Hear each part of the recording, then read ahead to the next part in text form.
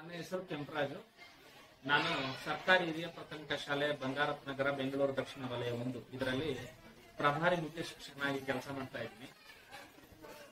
ಇಲ್ಲಿ ನನಗೆ ಶಿಕ್ಷಣ ಫೌಂಡೇಶನ್ ವತಿಯಿಂದ FLN ಗೆ ಪೂರಕವಾದಂತಹ ಅಭ್ಯಾಸ ಪುಸ್ತಕಗಳನ್ನ ಸರಬರಾಜು ಮಾಡಿರ್ತಾರೆ. ಜೊತೆಗೆ FLN ಗೆ ಸಂಬಂಧಿಸಿದ ಕೆಲವು ಪೂರಕ ಚಟುವಟಿಕೆಗಳ ಬಗ್ಗೆ ಒಂದು ಸಣ್ಣ ತರಬೇತಿಯನ್ನು ಕೂಡ ನೀಡಿರ್ತಾರೆ.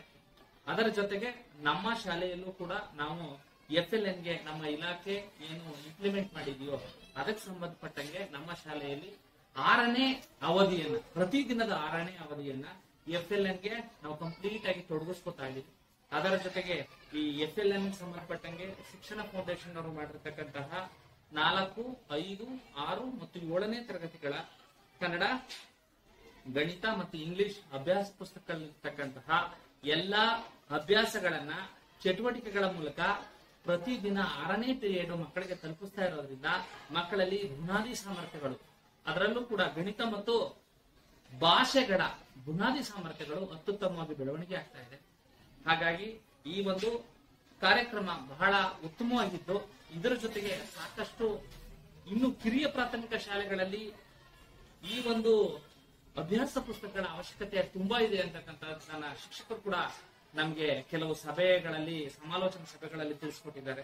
ಹಾಗಾಗಿ ಈ ಒಂದು FLN ಕಾರ್ಯಕ್ರಮ ಅತ್ಯುತ್ತಮವಾಗಿ ನಮ್ಮ ಶಾಲೆಯಲ್ಲಿ ನಡೀತಾ ಇದ್ದು, ಇದು ನಮ್ಮ ಎಲ್ಲಾ ಮಕ್ಕಳಿಗೂ ಬುನಾದಿ ಸಾಮರ್ಥ್ಯಗಳನ್ನು ಕಳೀಲಿಕ್ಕೆ ಪೂರಕವಾಗಿದೆ ಅಂತ ಈ ಸಂದರ್ಭದಲ್ಲಿ ನಾನು ನಿಮ್ಗೆ ಹೇಳ್ತಾ ಇದ್ದೀನಿ.